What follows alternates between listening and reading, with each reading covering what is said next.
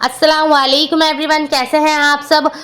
जैसे कि आप सबने थंबनेल पर देखा ही होगा कि एग्जाम देने से पहले कुछ ज़रूरी बातें, डीएलएड सेकंड और फोर्थ सेमेस्टर के एग्जाम स्टार्ट होने वाले हैं, आप सभी को अच्छे से मालूम है। ठीक है, आपके एग्जाम 3 से स्टार्ट है सेकंड सेमेस्टर वालों के, और फोर्थ सेमेस्टर के एग्जाम 7 अप्रैल से स्टार्ट है। ये बात आपको बहुत अच्छे से मालूम है। कुछ बच्चे कमेंट्स कर रहे थे कि मैम डेट शीट आ गई है, उस पर वीडियो बना दीजिए। देखिए, इस पे वीडियो बनाने का कोई मुझे पर्पस नजर नहीं आया है। ठीक है, क्यों बिना बात की चीज पे वीडियो मैं नहीं बनाती हूँ, आप सभी को मालूम होगा। जो मेरे पुराने बच्चे हैं, मुझे जो आपके लिए ऑथेंटिक लगती है न्यूज, सिर्फ मैं उसी पर ही वीडियो बनाती हूँ। और आज भी मैं जो वीडियो बना रही हूँ इसलिए नहीं बना रही हूँ कि आपको मैं डायरेक्शन दूँ ये करो वो करो, नहीं। मुझे आपके कुछ क्वेश्चन ऐसे लगे, आप मुझे कमेंट्स करते हैं मैम बताइए इसका क्या करना है, मतलब आपके कुछ क्वेश्चन ऐसे होते हैं कि मुझे समझ नहीं आता मैं उसका क्या रिप्लाई दूँ, इसलिए उन्हीं क्वेश्चन के ऊपर मैंने आज ये वीडियो बनाई है। मैंने लिखा है इस पे स्टूडेंट क्वेश्चंस, आपके क्वेश्चंस और आपके जो डाउट है वो इंशाल्लाह मैं इस वीडियो में क्लियर करने की पूरी कोशिश करूंगी। अगर फिर भी कोई डाउट आपका रह जाता है तो आप मुझे कमेंट्स कर दीजिएगा।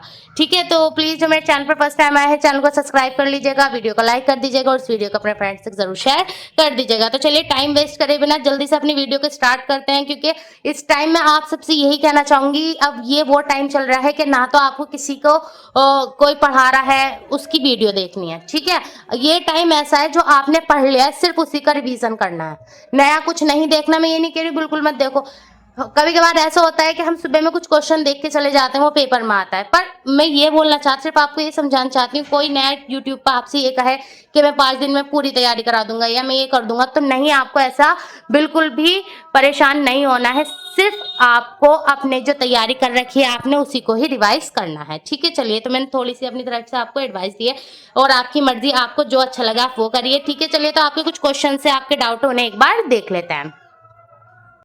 चलिए, तो आपके कुछ डाउट्स थे एक बार उन्हें देख लेते हैं। आपके कुछ क्वेश्चंस थे कि मैम देखिए, इस बच्चे ने मुझे कमेंट्स किया कि 1 महीने पहले ही पढ़ना शुरू किया था, कुछ सब्जेक्ट इसलिए अच्छे से नहीं हो पाए, क्या करें। देखिए, मैं समझ सकती हूँ कुछ बच्चों के साथ कुछ ना कुछ क्या होते हैं, फैमिली इश्यू होते हैं जिसकी वजह से वो अपनी कंटिन्यू स्टडी नहीं कर पाते, या तो वो फाइनेंशियल प्रॉब्लम होती है जिसकी वजह से जॉब कर रहे होते हैं, अपनी पढ़ाई को ध्यान नहीं दे पाते हैं, मतलब कुछ ना कुछ रीजन होता है। पर देखिए, मैं आपको इस बच्चे से इतना ही कहना चाहूंगी कि 1 महीना इनफ होता है, बहुत टाइम था।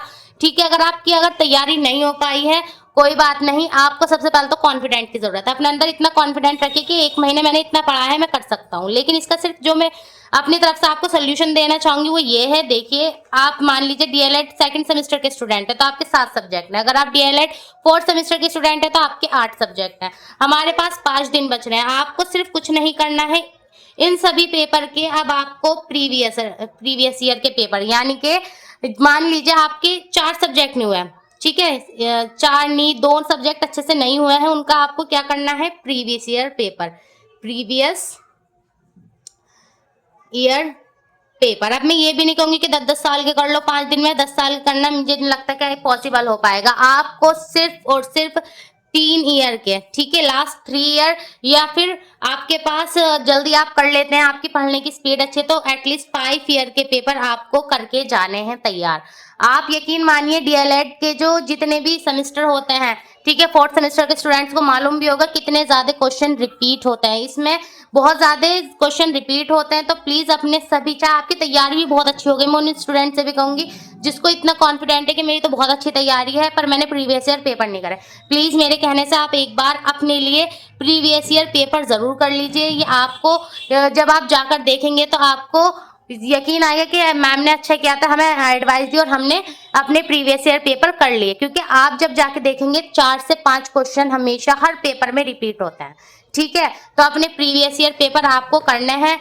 ठीक है, सेकंड क्वेश्चन, कुछ बच्चे कहते हैं कि फर्स्ट सेमेस्टर में पेपर में कुछ क्वेश्चन छूट गए थे, लिखने की स्पीड तेज नहीं है, क्या लघु क्वेश्चन के आंसर शॉर्ट में लिख सकते हैं। देखिए, अब जो ये बच्ची है, मैं मानती हूँ स्पीड आपकी तेज नहीं है, ठीक है, आपकी स्पीड तेज नहीं है, आपको क्या करना है, आपको ये नहीं करना कि लघु क्वेश्चन में कम कर दूं, आप इतना जरूर कर सकती हैं कि जो आपके 1 वर्ड्स के क्वेश्चन होते हैं, आपके जो अति लघु होते हैं, देखो एमसीक्यूज का तो एक ही आंसर जाता है, ठीक है, आपके होते हैं अति लघु, उसमें दे रखते हैं कि आपको 30 शब्दों में आंसर लिखना है। अगर मान लीजिए उस क्वेश्चन का आंसर आप 1 वर्ड या फिर 1 लाइन में दे सकते हैं तो आप वहां शॉर्ट कर दीजिए। ठीक है, लेकिन जो आपका ये लघु क्वेश्चन होता है, मैं अपनी तरफ से एडवाइस यही देना चाहूंगी कि हाँ चलिए, आप छोड़ने से बेहतर है आधे पेज का कर दो, लेकिन कोशिश यही करना कि टाइम लेकर चलना है, एक एक पेज के अपने लघु क्वेश्चन करने हैं। अब एक पेज के भी नहीं तो इतना तो लिखकर आना है कि आपका 2 नंबर का क्वेश्चन पे एग्जामिनर आपको 1.5 नंबर दे दे। ठीक है, तो आप शॉर्ट क्वेश्चन कौन से कर सकती हैं, अति लघु को आप शॉर्ट कर सकती हैं। ठीक है, और स्पीड तेज, अब टाइम के टाइम हम आप खुद भी और मैं भी, आप ये बताइए 5 दिन में कुछ स्पीड तेज नहीं होगी। एक तो कॉन्फिडेंट रखिए कि मैं कर लूंगी, और हाँ क्वेश्चन नोट नहीं करने हैं। वैसे आपने अगर फर्स्ट सेमेस्टर में किया हो तो मैं सिर्फ इस बच्ची को बता रही, वैसे क्वेश्चन कोई नोट नहीं करता है, direct answer 1, answer 2, answer 3, answer 4 करते चलिएगा। और हाँ, इस चीज से भी हमारा पेपर छूट जाता है। अच्छा, मेरे एक क्वेश्चन के बाद 5वें नंबर का क्वेश्चन याद है, अब चलो 5वें नंबर का कर लेती हूँ। यूट्यूबर भी आपसे बहुत से कहेंगे कि ठीक है कोई बात नहीं, जो याद हो उसे पहले करो। प्लीज मैं अपनी तरफ से पर्सनल एडवाइस यही दूंगी कि अगर मान लीजिए आपके 18 क्वेश्चन है तो लाइन वाइज करिए। ठीक है, 1 घंटे बाद कोई और बताने नहीं आएगा हमें कि इसका आंसर ये है। समझ रहे हैं ना मैं क्या कहना चाह रही हूँ? तो लाइन वाइज अपने क्वेश्चन करते चलिए। ठीक है, कुछ बच्चे बोल रहे थे लाइन छोड़ के लिखना है। देखो फर्स्ट सेमेस्टर आपने कर रखा है तो ये वाला क्वेश्चन की कोई मुझे आई थिंक लगता नहीं कि पूछना चाहिए आपको। फिर भी अगर मैं कहूँ तो आप प्लीज लाइन छोड़कर नहीं लिखिएगा। लाइन छोड़ने से क्या होता है, आपके नंबर कटते हैं और ज्यादातर बच्चों की बैक इसी रीजन से लगती है। ठीक है, हाँ एक क्वेश्चन करने के बाद एटलीस्ट 3 लाइन छोड़ना, फिर दूसरा क्वेश्चन डालना। दूसरा क्वेश्चन कंप्लीट हो जाए तो फिर 3 लाइन छोड़ना, फिर नया क्वेश्चन करना। समझ गए? तो इस तरीके से आपको अपना पेपर करना है। अगर फिर भी आपको डाउट है तो एग्जाम से अभी टाइम है, आप मुझे कमेंट्स कर दीजिएगा। मैं एक कॉपी में आपको एक पूरा पेपर, चाहे इंग्लिश का हो, ठीक है, चाहे हिंदी का हो, कोई सा भी एक पेपर करके बता दूंगी कि किस तरीके से करना है। ठीक है, चलो ये हो गया आपके एक क्वेश्चन तक। टेंशन में नींद नहीं आ रही, देखो भाई आपको मैं सिर्फ इतना ही कहना चाहूंगी, नींद नहीं आ रही ये सबसे गलत है। हमने थिंकिंग बना ली है। देखो मैंने भी पेपर दिए हैं, यकीन मानो मुझे भी बहुत डर लगता था कि नहीं अल्लाह क्या होगा, पता नहीं मैं सही कर पाऊंगी या नहीं, पेपर को छूट ना जाए। ठीक है, लेकिन नींद आपको लेनी है। बहुत से बोलेंगे 8 घंटे की तो वैसे लेनी चाहिए, लेकिन 8 नहीं तो एटलीस्ट आप एग्जाम से 3 दिन, आपको मालूम है आपके एग्जाम 3 दिन चलते हैं। ठीक है, 1 दिन में 2 एग्जाम, 1 दिन में 3 एग्जाम, इस तरीके से वो पूरे 3 दिन में हमारे बिल्कुल स्टूडेंट को निचोड़ देते हैं। लास्ट वाले पेपर में तो हालत बहुत डाउन रहती है। तो इसलिए मैं पर्सनल एडवाइस देना चाहूंगी, एग्जाम से 1 दिन पहले अच्छे से नींद लें। ठीक है, प्रॉपर नींद लें। ये नहीं सोचे कि मैम भाई सुबह एग्जाम है क्या करना है, पहले अच्छे से सो जाओ। ठीक है, जल्दी सोना, जल्दी उठना, जल्दी उठकर अपना पढ़ना, लेकिन 1 दिन पहले अच्छे से नींद ले लो, क्योंकि फिर वो जो 3 दिन रहते हैं उसमें नींद नहीं मिल पाती है। और सही भी है, चलो 3 दिन की बात है, थोड़ा पढ़ते रहोगे तो आपका पेपर अच्छा हो जाएगा। मैं उन दिनों सोने के लिए नहीं फोर्स कर रही कि 8 घंटे सो, नहीं, लेकिन 3 दिन पहले एग्जाम, 3 दिन चलते हैं बीटीसी वालों के, और 3 दिन में बच्चों की हालत डाउन हो जाती है अच्छी खासी। तो 3 दिन पहले की जो रात है उसमें आपको एटलीस्ट 8 घंटे की, ठीक है, 8 आवर की नींद लेनी है, और 8 नहीं तो 7 कम से कम इतनी लेके जाए कि आपको फ्रेश फील हो। ठीक है, तो प्लीज। और हाँ, ये नींद क्यों नहीं आती, हम सोचते हैं कि मेरा पेपर है, नींद पता नहीं कैसे होगा, ये होगा, मतलब हम सोचते रहते हैं ना, जब थिंकिंग करते हैं तो हमारा नींद आती नहीं। इसी चीज के लिए हम किसी भी चीज के बारे में सोचेंगे तो हमारी नींद चली जाती है। तो प्लीज टेंशन मत लीजिए, टेंशन में और काम खराब होते हैं। अब आगे क्वेश्चन था एक बच्चे का कि फर्स्ट सेमेस्टर में बैक आई थी मैथ्स में 1 नंबर से, घर वालों का बहुत प्रेशर है, बैक से कैसे बचें। देखो मैथ्स हो या साइंस हो, बीटीसी में फर्स्ट सेमेस्टर का मैं तो ये समझती हूँ इनका एक कंपलसरी सी चीज है, ये बैक जरूर देते हैं। ज्यादातर बच्चों की बैक जरूर लगती है फर्स्ट सेमेस्टर में। तो इससे ये नहीं है कि आप अच्छे नहीं है पढ़ने में, ठीक है, या आप अपना पेपर अच्छा नहीं कर पा रहे हैं, इसको ये मान के चलिए कि ये हमें सीख देती है बैक। ये फर्स्ट सेमेस्टर की जिस बच्चे की लग गई है उसे ये डीमोटिवेट नहीं होना है कि मैंने इतना पढ़ा फिर भी बैक आ गई।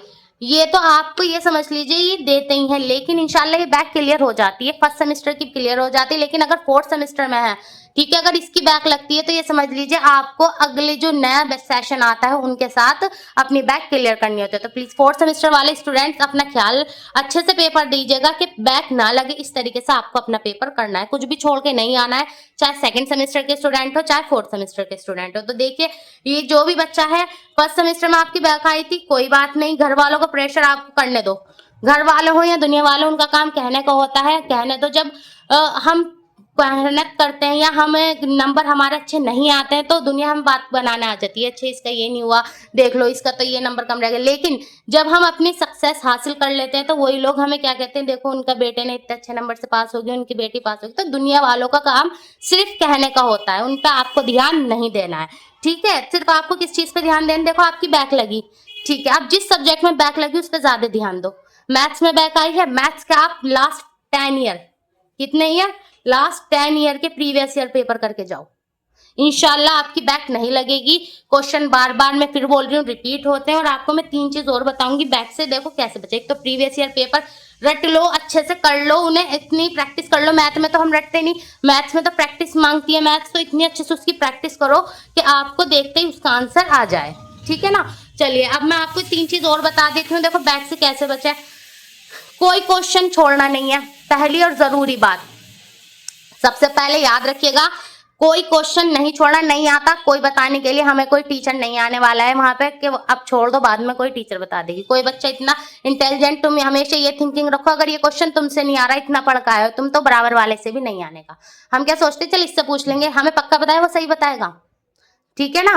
खासकर मैथ्स में तो अपना क्वेश्चन खुद से कोई छोड़ना नहीं है, लाइन वाइज क्वेश्चन करते चलने हैं, ठीक है। दूसरा अपनी राइटिंग का ख्याल रखना है। देखो मैं ये मैथ्स में चलो इतनी राइटिंग तो होती नहीं, उसमें तो सिंपल लिखना होता है, लेकिन अदर जो सब्जेक्ट होता है, मैं ये नहीं बोल रही इतना सुंदर लिखो कि पेपर का टाइम खत्म हो जाए, आप सजाने में रह जाओ, नहीं। मैं ये बोल रही हूँ वर्ड्स इतने लिखो कि एग्जामिनर अच्छे से पढ़ पाए, ठीक है। आप आंसर लिख कर आ रहे हैं, बहुत अच्छी बात है, बस उन्हीं आंसर को थोड़ा सफाई से लिख दो, ठीक है। अब तीसरी चीज ये, जो चीज क्वेश्चन में छूट पूछी गई है उसे ब्लैक से हाईलाइट। हाँ देखिए, एक क्वेश्चन होता है किसी भी टॉपिक पे पूछ लिया, मान लीजिए साइंस ले लेती हूँ, हृदय की संरचना पूछ रहा है, वो तो जो हमें हृदय के बारे में मेनली पता होता है उसको हम क्या करेंगे, ब्लैक से हाईलाइट करके लिख देंगे। कोई सा भी हमारा सब्जेक्ट है उसमें हमें कुछ क्वेश्चन पूछा गया है, ठीक है। शास्वर वाचन हिंदी में पूछ लेते हैं, तो हमें शास्वर वाचन किसे कहते हैं, उसे ब्लैक पेन से उसमें हाईलाइट करके लिखना है। अगर आपको देखना है कि कॉपी किस तरीके से फिल करते हैं एग्जाम में, वैसा आप करके आए हो, इस चीज पे मुझे लगता नहीं वीडियो बनानी चाहिए,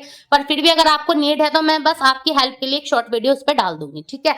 तो ये थी आपके बैक से कैसे बचे। मेरे हिसाब से आप सिर्फ इन तीन चीजों पर अच्छे से फोकस करिए, ठीक है। अब कितने घंटे पढ़े, देखो अब ये टाइम नहीं है मुझसे पूछा आप कितने घंटे पढ़े हैं, कितने बजे तक हमें पढ़ना है। सिर्फ आपको अपना स्केड्यूल खुद बनाना है। स्केड्यूल भी क्या बनाना है, मैं आपको अपनी तरफ से एडवाइस दूं, कितने घंटे नहीं, आपको अब हर टाइम पढ़ना है। सिर्फ आप ये निकालो उसमें समय कि हमें अपना रेस्ट का कितना टाइम निकालना है, ठीक है। आपके 12 घंटे होते हैं दिन में, ठीक है, 24 घंटे होते हैं। हमें क्या करना है, 24 घंटे में से आपको डिवाइड करना है इस तरीके से कि ये 2 घंटे मेरे दोपहर के रेस्ट के लिए, मतलब कोई से भी 3 से 4 घंटे अपने रेस्ट के लिए निकालिए, और मेरी तरफ से जितना हो सके ज्यादा से ज्यादा आप पढ़ना है आपको। चलिए, तो एग्जाम देने से पहले कुछ जरूरी बात है, इस पर भी हम कुछ डिस्कशन कर लेते हैं। वैसे तो आप सभी को मालूम होगा कि हमें क्या क्या चीज का ख्याल रखना चाहिए, पर एज अ टीचर मुझे जो आपके लिए इंपॉर्टेंट लग रहा है मैं आपको फटाफट बता देती हूँ। देखिए, सबसे पहले आप सभी को क्या करना है, एक ट्रांसपेरेंट किट लेकर जानी है। वैसे आप फर्स्ट सेमेस्टर में वैसे लेके गए होंगे, अगर नहीं लेके गए हैं तो आपने प्रॉब्लम आपके सामने फेस की होगी कि एग्जामिनर क्या होता है, चेकिंग करने के बाद भी क्लास में उसी बच्चे की किट पे निगाह जाती है जिसकी चारों साइड से किट कवर होती है, ठीक है, जिसमें हम आर पार का नहीं देख पाते, उसकी बार बार चेकिंग होती है जिससे हमारा टाइम वेस्ट होता है, ठीक है। तो एक आपको ट्रांसपेरेंट किट लेके जानी है, उसमें 3 ब्लू पेन और 2 ब्लैक पेन एटलीस्ट होने चाहिए। कितने, 3 ब्लू 2 ब्लैक। अब मैं 3 ब्लू क्यों कह रही हूँ, क्योंकि अगर मान लीजिए बाई चांस आपका एक पेन खत्म हो गया तो आप दूसरा ले सकते हैं। अगर मान लीजिए उस दूसरे पेन की निब निकल गई, कुछ ना कुछ हो सकता है, तो थर्ड पेन हमारे पास अवेलेबल होना चाहिए। 3 ब्लू पेन 2 ब्लैक पेन लेकर जाने हैं, ठीक है। और उससे अलग उस किट के अंदर आपको पेंसिल, रेजर, शार्पनर, और मैथ्स का पेपर है तो डी, और अपना प्रकार वगैरह सब चीज लेकर जाइएगा, ठीक है। ये तो थी आपकी किट। उससे अलग अपने हाथ पर एक वॉच पहन कर जाना, डिजिटल वॉच नहीं ले जानी है आपको, एक नॉर्मल वॉच जो होती है, ठीक है, नॉर्मल वॉच आती है वो पहन के जानी है। डिजिटल वॉच वो भारी उतरवा लेते हैं, ठीक है।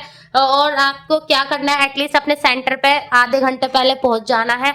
बहुत से बच्चे सोचते हैं, हम तो लास्ट ईयर भी ऐसे गए थे, हमने पिछले साल भी टाइम के टाइम पे गए थे और हमारा पेपर तो सही होता है। देखिए, हर बार अलग होता है कि मान लीजिए आपका सेंटर वहां नहीं आया हो, कहीं और आया हो, वहां के रूल्स अलग हो, तो प्लीज अपने सेंटर पे आधे घंटे पहले आपको पहुंचना है, ठीक है। आधे घंटे पहले आप जब पहुंच जाएंगे, फर्स्ट डे रहेगा, तो आपको मालूम भी होगा कि कैसे कैसे यहाँ का हिसाब और यहाँ पे चेकिंग किस तरीके से होती है। हर जगह की चेकिंग अलग होती है, ठीक है। और कुछ गर्ल्स से, स्पेशली गर्ल्स से मैं ये बोलना चाहूंगी, गर्ल्स पफ वगैरह बनाती हैं, जो वो चेकिंग वाली होती हैं, वो क्या करती हैं, उसमें चेक करते हैं कोई बच्चा फर्रा तो नहीं रख कर लिया है बालों में, इस तरीके से तो आपके बाल खराब हो जाते हैं। दूसरा, आप हिजाब प्लीज नहीं पहन के जाइएगा। ऐसे नहीं है, मैं नहीं पहन के गई थी, मैंने हिजाब नहीं बांधा था, मैंने सिर्फ सिर पर दुपट्टा रखा था, तो उससे क्या हुआ, बार बार आपका हिजाब नहीं खुलवाया गया। आप भी सिर्फ सिर पर खाली दुपट्टा रखिए और अंदर चले जाएगा, उसे वो नहीं उतरवाते हैं। लेकिन जो ये हम प्रॉपर हिजाब बांध लेते हैं, उसे खुलवा के चेकिंग करते हैं, कहीं हमने कान में लीड तो नहीं लगा रखी या फिर कुछ भी चीज, ठीक है। तो आपको इस चीज का ख्याल रखना है।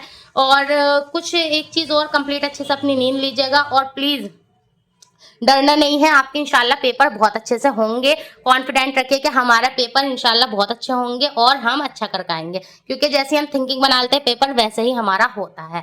तो प्लीज कॉन्फिडेंट के साथ अच्छे से अपनी तैयारी करिए। 5 दिन बचे हैं, जितना पॉसिबल हो, जितना हो सके अच्छे से पेपर करिए। सब आपकी तैयारी हो गई है तो प्लीज एक बार प्रीवियस ईयर पेपर, फिर बोल रही हूँ, उन्हें अच्छे से एक बार देख लीजिएगा। और प्लीज आप भी परेशान मत हो और कमेंट्स करके, अगर आपको इतनी ज्यादा, मुझे भी परेशानी होती है जब आपके कमेंट्स ऐसा आते हैं कि अच्छा आपको प्रॉब्लम हो रही है। नहीं, आप सभी को मालूम है मैं उर्दू की टीचर हूँ, मैं उर्दू पढ़ाती हूँ डीएलएड की फर्स्ट सेमेस्टर या थर्ड सेमेस्टर की, लेकिन मेरे स्टूडेंट्स आगे भी जाते हैं, चाहे वो सेकंड सेमेस्टर में जाए चाहे फोर्थ सेमेस्टर में जाए।